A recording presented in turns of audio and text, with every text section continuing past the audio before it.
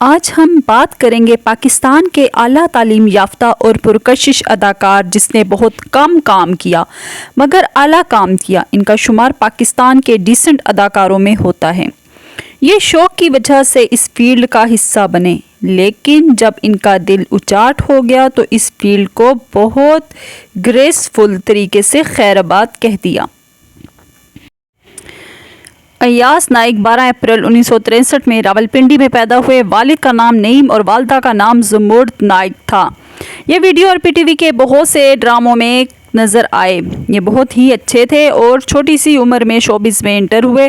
ایاز نائک نے چھوٹی عمر میں بطور چائلڈ سٹار انڈسٹری میں قدم رکھا۔ ڈرامے کا نام تھا اجنبی۔ بطور چائلڈ سٹار کام کیا، مطلب اسکول سے پہلے ہی وہ اسٹوڈیو پہنچ گئے، مگر اس کے باوجود پڑھائی پر توجہ دی۔ جی ہاں، ایاز خان نے پڑھائی پہ توجہ دی اور اپنے والد کی وہ اکلوتی اولاد ہیں، اور اس اکلوتی اولاد ہونے کی وجہ سے ان کے والدین کی یہ خواہش تھی کہ وہ اپنی پڑھائی پر توجہ دیں اور وہ آگے ترقی کریں۔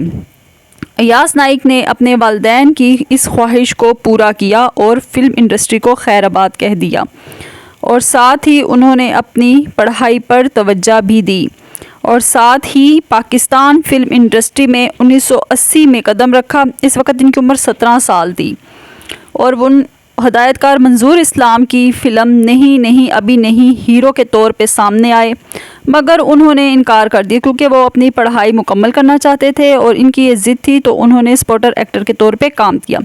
عشق نچاوے گلی گلی یہ ان کی پہلی فلم تھی اور یہ بہت زیادہ ہٹ ہو گئی۔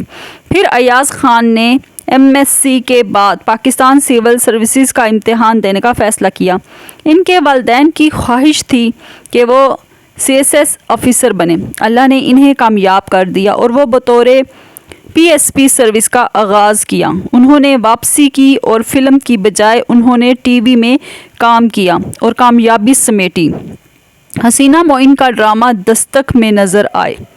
جی ہاں، حسینہ معین کا ڈرامہ دستک میں نظر آئے، وہ شازیہ کی محبت میں گرفتار ہو گئے اور پھر اس طریقے سے ان کی طلاق بھی ہو گئی۔ شازیہ کے ساتھ انہوں نے دستک میں کام کیا اور شازیہ جو ہے وہ یاسر اختر کی بڑی بہن تھی۔ ایاز نائک اب کیمرے سے بہت دور رہتے ہیں اور وہ اس وقت گزٹڈ آفیسر ہیں، مگر ایاز نائک نے دوبارہ کبھی شادی نہیں کی۔ وہ اسلام آباد میں رہائش پذیر ہے اور مطمئن زندگی گزار رہے ہیں۔